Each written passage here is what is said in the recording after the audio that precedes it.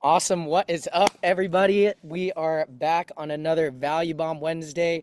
This week, we're doing a little different. This time, you're not going to hear me talk anything about credit. I got a great friend of mine, Houston, and he's going to be dropping tons and tons of value on the idea of life insurance, how we could start leveraging it for our deals, and a ton of other benefits that you guys probably haven't even thought of yet. So, without further ado, let's hand it off and thanks for having. I appreciate having you on the call today, and I'm excited to have you educate everybody in the group on what it is life insurance can do for us, man. So Yeah, thank man. you. I appreciate the intro there.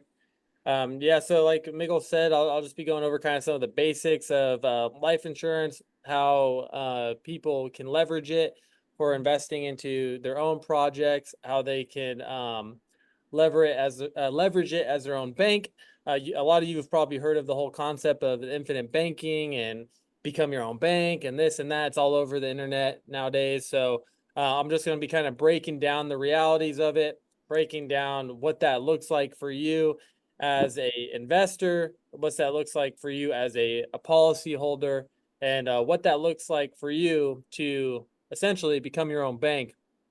Now, the concept of infinite banking, it's pretty simple.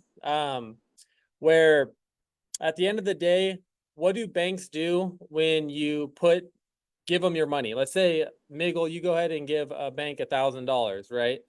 So what that bank's gonna do is with that $1,000, they're gonna, well, first and foremost, they're gonna go invest it into BOLI, which is bank-owned life insurance. Now, Congress has a cap on that for them to be able to only invest 25%. So they're gonna go take $250 out of that and go put it into bank-owned life insurance. Now, what do they do with the other? They go ahead and they're able to loan it out up to 9 times. So the concept of this becoming your own bank is instead of giving your money to the bank first uh, do to be able to put your money into bank-owned life insurance and lend it out 9 times, what you're going to do is you're going to put your money into your own bank where you could leverage that money yourself in the future. And I'm going to kind of show you guys this on an illustration. Now, when it comes to the first example, I'm going to be showing you guys here. I'm going to share my screen real quick. This is going to be with an example of a 30-year-old male who is in this case they're investing $1,000 a month right here into their policy. So year one, as you can see, they're investing $1,000 a month into it. The cash value is $10,400. Now, what happens is as you invest over the years, right around as you can see, right around year 5 is when you're going to be at that point where you have what you've put into it is pretty much going to be that break even point, where you could have access to exactly what you put into it. But again, year 1, you're putting in 12,000 and you have access to 10,000. Now, God forbid you were to pass away, your family or whoever your beneficiary is going to get 2,000 this year, 3,000. So this is the death benefit, right? That's going to grow over time. Now, as you can see here, also you have an annual dividend. So this is what you're going to be getting paid from the company year after year. Now, a little bit of background on the life insurance industry. It's one of the oldest industries known to man. Like it's been around since the 1800s, right? So, or not known to man, but known to the United States, I should say. So since the United States has been a country for the last 200 plus years, life insurance has pretty much been a thing throughout that whole time.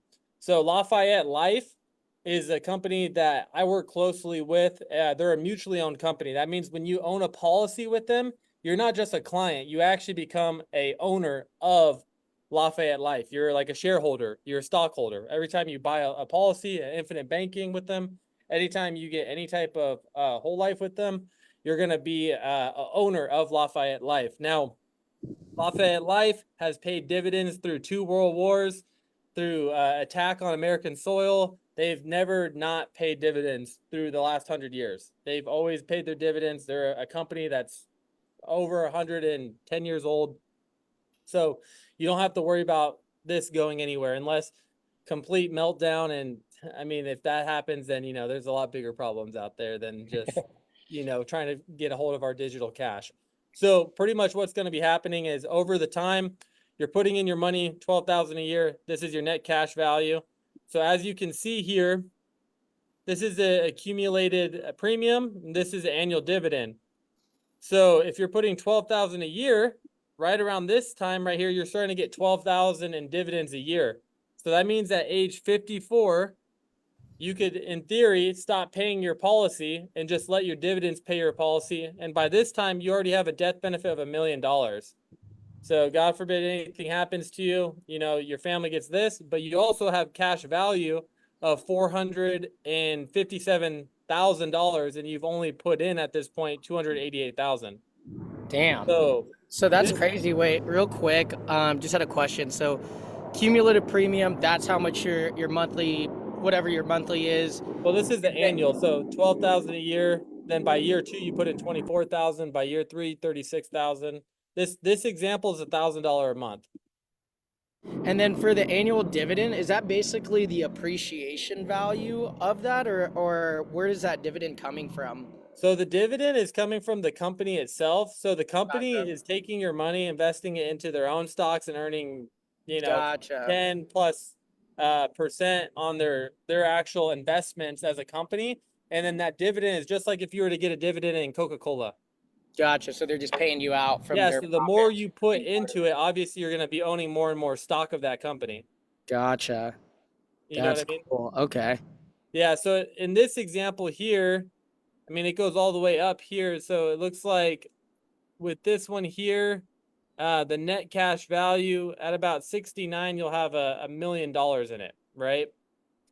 Of cash value. Now, obviously, the good thing about this here and having your own bank is, so let's say, for example, let's say on year 8, you have $117,000 and you wanted to do a fix and flip, and you needed to get a hard money loan, or you needed to get some fast cash to be able to put a down payment on a house. Let's say you need 40 grand, 50 grand to just like put a down payment, or maybe invest into like, redoing a kitchen or whatever it might be. Now, instead of having to go borrow that money at 8, 10, 12, 15, 20%, whatever your, that lending money is, the max that you'll ever get charged on this is 8%. That's the actual max that they'll ever charge you. And right now it's about 5%. So that's like in the contract, it can never go above 8%. So that's the absolute max it would ever go. But I mean, we haven't seen it above 6 in forever. So it's at 5%. Now, the beauty of this bank here is that you don't actually have to go through any underwriting, right? So for Yeah. example, if you were to have to go get a loan, you have to, okay, let's put in my social, see if I qualify. Pretty much with this right here, once you log into your statement balance on their portal, and what will happen is that right when you log into that, you could say, okay, I have 117,000 cash value. Okay, I want to pull out 100K of it. That will hit your account in 3 days, no questions asked. You're gonna just get that right into your account. Now, Gotcha. this is a strategy that some of the richest families in history have been utilizing. One being the Rockefellers. I'm sure a lot of people have heard of them before, but the Rockefellers are doing this at a way more savage level. So what they're doing is they're putting policies on their 1-year-olds as soon as they're born. Everyone in the family is getting policies when they're 1 year old, and they're not putting $1,000 a month into these guys as policies. They're putting $5, 10, 15, $20,000 a month into these policies. And what's happening is they're utilizing the cash value to take out, invest into cash producing businesses. And then when that family member dies eventually, that loan that they took off gets paid off, and then the family gets even more from the death benefit. So Gotcha. let's say you took a loan out of 117,000 and you were paying it off for, let's say, a year, and you only paid, let's say, 25,000 of it. You still owed 75,000. If you were to pass away, your family would still get 500K, and it would clear out that 75,000, and then they would get 425K. That's crazy. Yeah, so it's how it is fucking crazy, dude, because really what happens is like over the years, that's how like generational wealth is separated, man. Like that's what a lot of people don't realize is like, dude, imagine you have this policy that you've only put 300K into and you pass away and now your family's getting $1 million. Well, and on top of that, you borrowed like let's say that 400,000. Like that's fucking that blows my mind. Like borrowed against something that's also appreciating, and you don't have to pay it back because when you die, it gets paid back. But not Yeah. only that, you're still left with, a couple hundred grand after at the end of the day. That's crazy how, like, because I just recently got an insurance policy maybe like 2 years ago, and it like blows my mind that I barely just started getting into this. Like, I wish, I was like a Rockefeller doing this at age one, I wish that was something my parents were doing because that's absolutely insane, dude. Like, the Yeah, man. amount of, there's just so many different benefits that come into just owning it. Like, most people just think, like, oh, well, like when I die, I need life insurance. But no, that's literally just the tip of Oh, the iceberg. this is the tip of the iceberg. I'm gonna blow your mind here in a second. So when it comes to this right here, as you're putting money into it, of course, like, and speaking of your policy, I would want to look over your policy when you have time, just because a lot of people don't set these up right. And like, Mm-hmm. there's a lot of like people, they don't know what they're doing. So, but back to this here, when it comes to these type of payments, where can you go ahead and put, let's say, 300,000 into somewhere, and if you pass away, you get $1 million, or your family gets $1 million. Right? Like Like, out of what kind of nowhere. return? That's Yeah, crazy. that's a crazy return. And then also, this is one thing that a lot of people don't talk about is like owning a infinite banking is almost like owning a house, right? So like think of this as the equity in your home. You have the equity in your home right here, and you could borrow against that equity, but without needing to have a certain lender to do it. You're the lender. So you could borrow against it anytime with your equity. Now, obviously, you can pay it back, and when you do pay it back, it just allows you to loan out more again and again and again. But just like a home, like if you get a loan on your home, or let's say you do a cash out refi, like you don't have to necessarily. I mean, you do have to continue your payments, but like that profit that you made by taking it out, you don't technically have to worry about putting that anywhere, because when you sell the home, you'll be able to get that back. Damn, But that's crazy. Yeah, because I mean, like a lot of people in real estate, well, a lot of the people, at least in this group, what they're doing is like, all right, 0% interest business credit. Let's use that to get into the deal. They get equity into that deal. And if they're holding on to that deal, they use that home equity line of credit to pay back the cards. And then whatever's left, more 0%, more equity to roll into the next deal. But like literally, you're the fucking bank. You don't even have to apply for anything here. So that's 100%, that's insane. you don't have to apply for anything. You And let don't me even have show to you have a credit score. Like, that's exactly. awesome. You could have, as long as you have cash flow to put in this thing, you don't need any dude, you could have a freaking 200 credit score and still be utilizing this. So let me show you this. This is the same exact thing, but you did a 30,000 dump in at first. So let's say you had 30 G's and you're just like, hey, I just want to put it into here. So this is like how fast the compounding would go from it. Year one, you have 38,000. By year 6, you're broke even. You put 102. You have where you put 102, you have a little over 102. Now we're at a point where, look at, with this, we put 300,000 in, and if something happens, we have 1.5 million. That's crazy. And we have access to almost 500,000 right here. This is just age 62. Let's see, by the time you're age 65 or 67, you're already a millionaire. Think of it this way. If you were That's doing, crazy, yo. This is the easiest way to become a millionaire, you guys. Let's go. if you were doing this from the year you were born to year 37, by the time you were 37, or if you set this up for your kids, by the time you're 37, man, like they would already have $1 million in cash value that they could utilize for any businesses they want to start. And here's the reality too. What the Rockefellers do is they set up a trust. The trust is the owner of all the life insurance policies. And the trust is also the owner of the businesses. So what happens is they say, okay, you could take a loan against your policy, but that's only to start a business, and the trust will own the business. So then as the trust makes the money on the business, it pays back the policy, they rinse, repeat. If that family member dies, they get cashed out. Let's say they only put 400,000, but now they're getting 1.5 million. But imagine this being, let's say 4 million and they're getting 150 million. Cause that's like kind of like 4 million. And then they're getting, let's say like 12 million right here or 14 million. Right. So that's like the difference of what they're doing on a way mass scale, Gotcha. a way larger scale pretty much. But yeah, that's pretty much it in a nutshell with infinite banking. Now, one thing I want to talk about is what a lot of people don't bring up here is what's called your illness riders. So are you familiar with what an illness rider is, Miguel?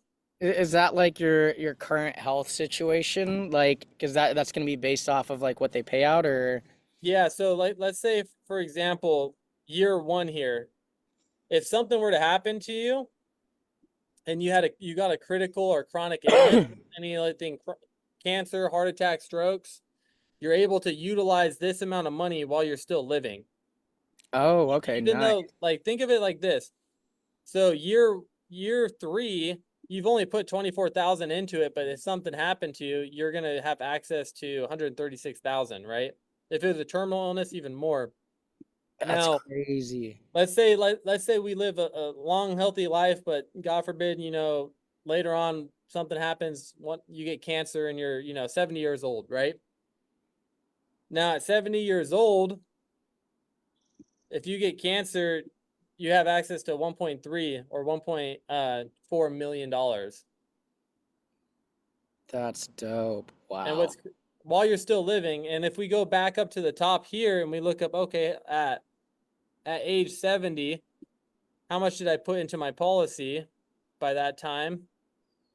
Let's see.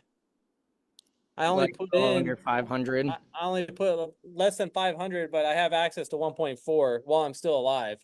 And I could That's utilize that money to go, let's say, go to Mexico and get like some holistic treatment or go get like, some like different treatment that's not provided with American healthcare, which is obviously probably the number one thing you should do is if you do get anything like that. That's what I would recommend is, go outsource. And I've heard a lot of success stories from family members and stuff who've, done that and beat certain cancers that way. But yeah, man, that's pretty much it in a nutshell.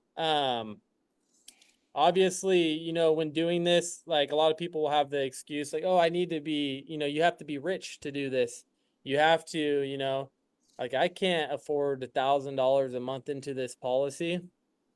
And like one of two things with that is like you don't have to be rich to take advantage of this type of policy. Now, I would recommend, probably doing at least $500 a month. That's like what I would recommend doing. And if you can't do that, I still would recommend doing some type of life insurance just because at the end of the day, you should have that for you, your family, your parents, your brothers, your sisters, anyone who's important to you. They don't want to have to scoot together, $20,000, $30,000 to bury you. So that's kind of, the gist of it. I mean, I guess for you, Miguel, with your policy, how much is your policy? Do you know like what it is? Is it a IUL? Is it a whole life? I'm pretty sure it's a whole life. I'm doing $1,000 a month into it. Mm-hmm. Honestly, ever since I looked at or opened it, I stopped looking at it. I'm just like making the payments, just letting it accumulate.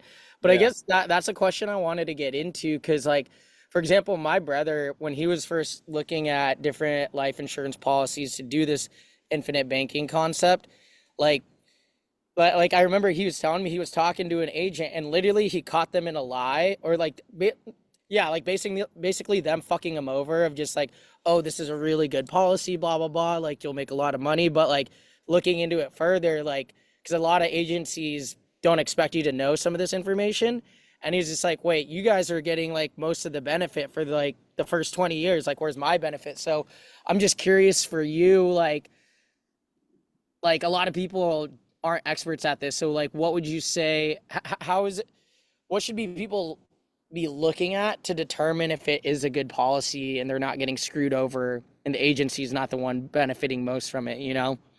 Your cash value year one. That's what Gotcha. you look That's at. it. Because you're cumulative. If you're putting 12K in, the Well, closer this cash value is. here's the reality of it, man. There's some agencies who will set these up and you won't even have access to any, it won't even start building for 3 years. What the fuck? Yeah, because it's so like they set it up super fucked up. And Yeah. like the thing is, dude, like, yeah, so the cash value itself, year one, you should never want to go anywhere that you have less than 75% year one. Gotcha. Damn, that's easy. Like boom, Yeah, easy, like that. actionable. Go. Yeah, Boom. because dude, like a lot of these places, like you'll go check, and after like let's say you put $12,000 year one, it's like, why do I only have access to $5,000? Well, it's because Yeah. your insurance agent's getting paid out, you know? Yeah. Like Got it. that's why. And like they ask why you can't have it to the full amount is because it's called a MEC contract.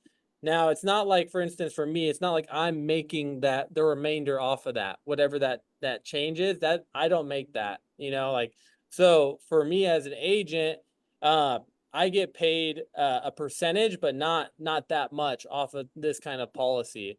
Honestly, I make a lot more money selling other type of policies than these type of policies because I do these type of policies more just to help people out. But Gotcha.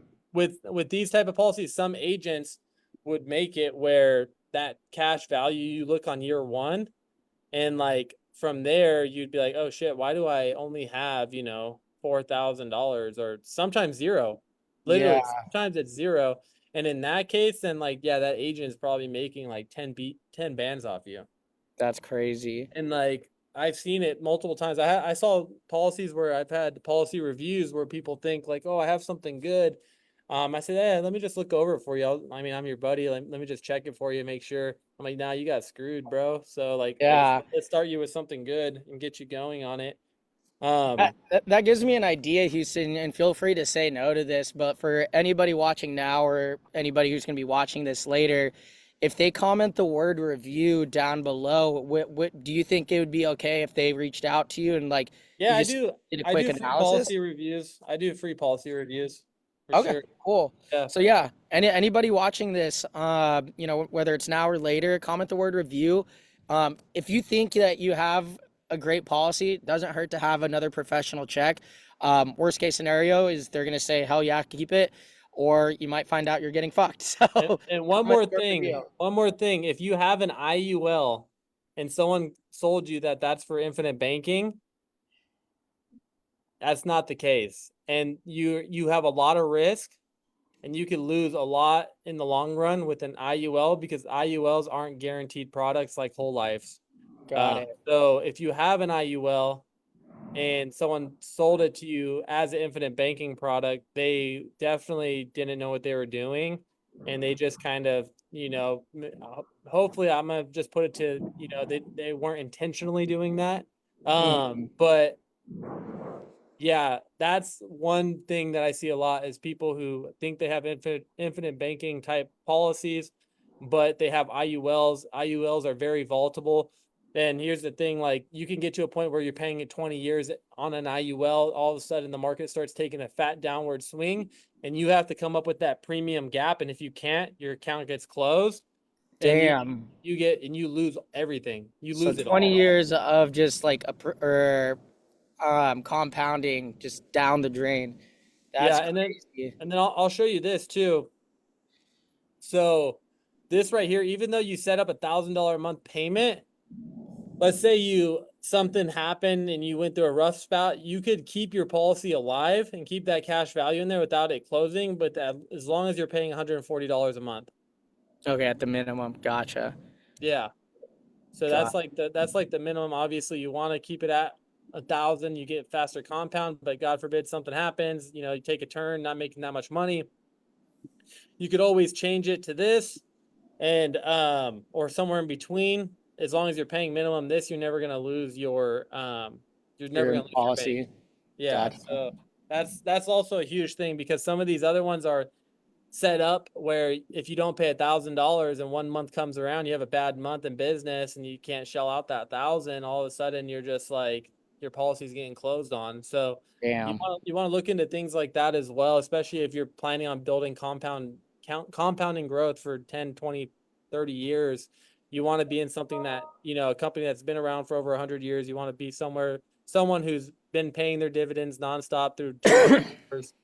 And yeah, that's pretty much the rundown of it. And I would Cool. say, yeah, man, that's pretty much it in a nutshell. If anybody wants to reach out to me, you can just reach out through Miggle, and Miggle will probably put my email down in like the comments or something, where you'll be able to reach out and just put in the subject line policy review or just infinite banking. And I'll be able to kind of help you out with that. For anybody who can't afford, putting $1,000 a month into a policy, or if you can't afford $500 a month, also reach out to me, because I'll help you get your bread up and I'll help you make some money selling insurance, because like that's kind of light work. So yeah, so reach out if you can't do that. Reach out if you can. Just reach out in general, everybody, and I'll help you out there. Oh yeah. And then real quick, just before we sign off, I just wanted to recap real quick. So like let's just break down like all the different benefits, because obviously, right, we get to be our own bank. You and I were talking a little bit earlier too. Like, so you get to be your own bank. It also appreciates the death benefit. Can you just go ahead and list out like all those different like literally I like, this is the shit that people don't get taught in school. And like you said, the Rockefellers are fucking doing it. And if you could get in for as little as like a couple $100, there's literally no reason why anybody, especially in Family Legacy Funding Facebook group, should not be taking advantage of. Because like dude, literally what you just showed, like if you've been doing this for 30, 60, 50 years or whatever, it is the easiest way to become a millionaire. Literally. Like, Way. And here's the thing too. One thing that people don't talk about is when you pass away and you have let's say you've built a huge real estate portfolio for $50 million and you pass away. And if you don't have like your trust and everything set up properly, you're going to have what's called death tax. And they're going to tax you on the individual who passed away. And you're going to have to pay a tax. So let's say your parents have $1 million net worth and they didn't set up a trust or anything. If they pass away in general, what's going to happen? They're going to come for the death tax, and you're going to owe 100,000 plus to that death tax. Now, when you have a life insurance policy, this is all tax free. So pretty much what happens is this is tax free. The loan is tax free. So because this is debt, you're borrowing, so technically it's debt. That's tax free under tax code 7702. And when it comes to the death benefit, when your family gets paid out, that's also going to be a tax-free event. So down the line, you get to a point, you live till you're freaking 85 years old, you pass away, your family's getting $2 million tax-free. that is crazy. Now, and here's the thing, that the more you put into it, it's the better, man. Like I've had clients who are putting 5K a month into this, 10K a month into these. Recently we just had someone commit to 300K a year into it. That's crazy. Like, imagine what it can look like at 300K a year, what that cash value, how fast it compounds, where you're at when you pass away. If you started that when you're, in your 30s, and what happens when you're, 70 years old, like you're having literally tens of millions of dollars. That's insane. Oh, and before we go to you asked me this question that I thought was really great, because it's a trick question too. I just want you to ask again, just so everybody on the call could just like see how valuable and how cool life insurance is and what it could do for us. Okay, yeah, man. So, all right, let's say you have a mortgage on your home for $80,000 and it's at a 4% interest rate. Okay. Now let's say you're on year 8 of your policy, you have 100K in your policy. Now, if you're going to take a loan, it's going to be at 5% interest rate. Which one would you take a loan, or not which one, but I'm saying, would you take the loan out of your insurance policy to pay off your home that has a 4% interest rate, even though this is a 5% interest rate to borrow against it? So I'm gonna just say no, just so you could explain it, because like, right, the thought is if this is 5% and the other is 4%, why would I use the higher interest rate to pay off the lower interest rate, right? Exactly. And that's like what you would think if this was a traditional loan. But don't forget, as you borrow this at 5%, it's still growing at 4 to 6%. So let's say on the low end, it's growing at 4%. So you pull out that 80,000 for a 5% loan. And what will happen is then you go pay off your 4% loan. And really, it's like you're getting that loan at 1% because it's still growing. That 102, even though you go and borrow, let's say 80,000 out of it, it's still compounding at what 102 would look like. Now you don't have access to the whole 102, but the thing is, it's still compounding in there. Yeah. So you're And, still and earning interest like it is 100. yeah, and I think something just to make it clear to you is with the life insurance, like the really awesome thing about this is as you invest, it continues to appreciate even if you're taking money out of it, which just blows my mind that that you could take money out of something. Like if you take out 80 out of 100, it's still growing at the 100%, at the 100,000, not the 20,000, even though you took out 80. So that's just absolutely insane. Like So literally for paying 1% on a 100K loan, like it yeah, doesn't get any better than that. That's literally free money. exactly. And I want to be clear on that too, because I just want to kind of dive a little deep into that real quick, because a lot of people think, let's say, for example, you borrow the 80,000 on the 102. Now, obviously, what you're going to have access to from that is 20,000 left over that you could still borrow against. Now, it's not earning interest on that 20,000. It's appreciating at the 102, even though you borrowed the 80 out of it. So that 102 is still earning 4% annually. So that 102 is still earning you $4,000 a year, even though even though you borrowed 80,000 from it. Now, obviously, the goal would be is to pay back that 80,000, so you have you could replenish your bank and then reborrow it again. But you technically wouldn't even have to borrow back against it if you just wanted to, you know, start growing that 20,000 onto it and let it appreciate from there. But yeah, at the end of the day, a lot of the big fish, what the big fish are doing in here, they're utilizing these loans for like quick flips. You know, just like if you were to get a hard money loan in real estate and you go buy a property for, you know, $500,000 or $200,000 and it's a fix and flip, and then you go and you fix it up and you cash it out in 6 months, and then you pay off your hard money lender, or you pay off your lender who's charging you, you know, 15%. You could do the same thing here, but you're getting at a way better interest rate, and you have access to it within 3 days. And you're So paying yourself. Like yeah, don't have to go exactly. through any underwriting, don't need credit. Like that's awesome, dude. This is great, dude.